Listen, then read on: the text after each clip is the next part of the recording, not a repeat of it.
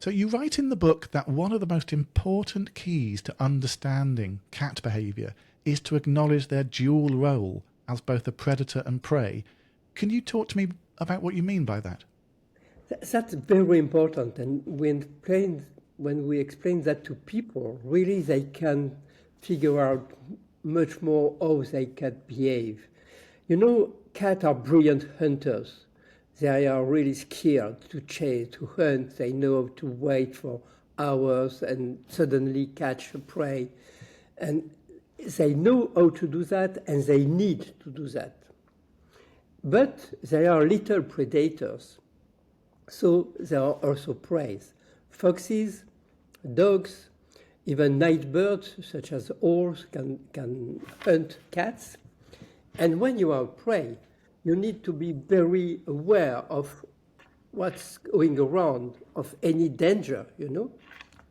And suddenly, so when you look at brains functioning in cats, with, for example, tractography, you can see there are two brains who are rolling together, okay? And they can switch from one to the other just in a snap.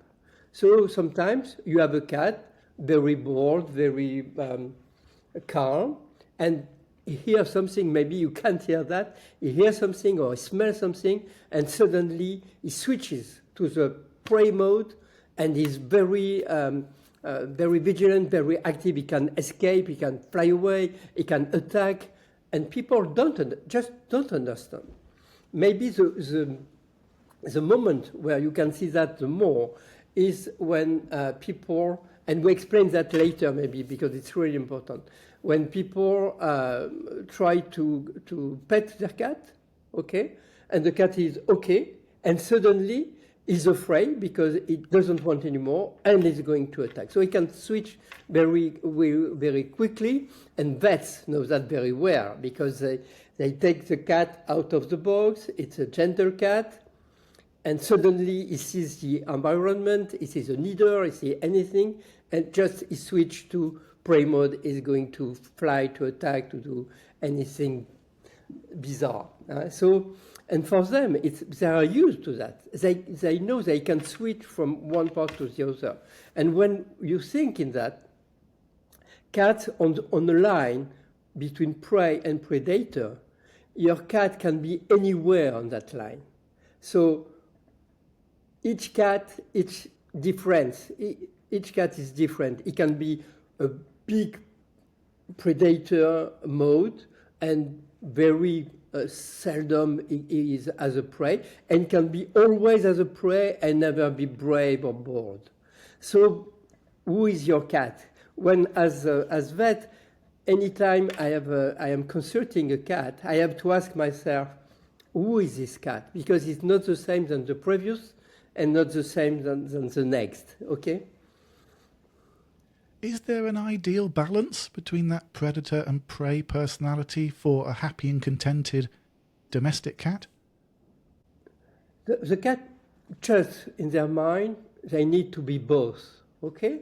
And obviously, when they are balanced, when they can be, sometimes they spend hours hunting, and after they can spend hours sleeping on the armchair or with their owner, it's okay. If they are only prey, it's a difficult life, and we have to help them.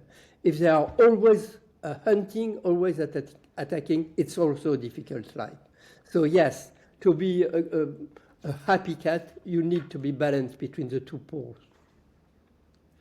And you mentioned that experience is important, that the cat, you mentioned the vet, for instance, and I think anyone who has a cat has that experience of trying to get the cat to go to the vet if they've been before, and as soon as they bring the cat box out, the cat either disappears or becomes very aggressive. And that sounds like what you're saying with they suddenly become into that prey aspect, that they know what's going to happen and they become the prey. And in the book, you mention the metaphor of a cat having a little red book, which I thought was a little interesting, that every experience...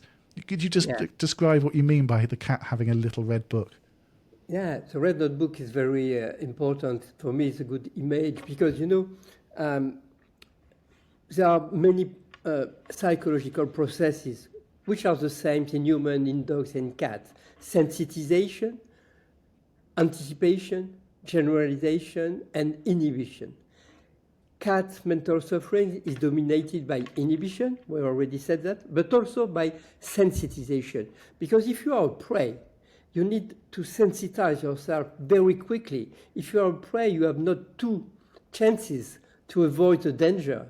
If you are an antelope, when there is a lion, you have to remember that in one trick, you know. So for cats, it's the same. They are prey. As prey, they are very vulnerable to sensitization. And when they are afraid once, when they suffer from pain once, they won't forget that. Okay, so I see they have a little red notebook and they write down what is triggering fear or pain. And you can't erase that. So you need not to be in the red book. And vets know how difficult it is for them not to be in the red notebook. Because the other part is that cats are not a social species. They develop themselves in attachment, but they are not social. When you belong to a social species, such as humans or dogs, you have reconciliation processes, which are innate. Because we live together, we need to live together. Dogs. Sometimes we fight, and after we can have reconciliation. But if you belong to a species which is not a social species, if the relationship is scary or is painful, you just avoid that. You just decide not to be more in relation with that person. Okay, so that's very important. I had a client who, unfortunately, he kicked the cat, not voluntarily, just at the corner in the house. He kicked the cat. I saw the cat 2 years after. The guy couldn't touch the cat anymore. 2 years after, because there was no reconciliation process between them. It's sometimes really difficult. They don't forget.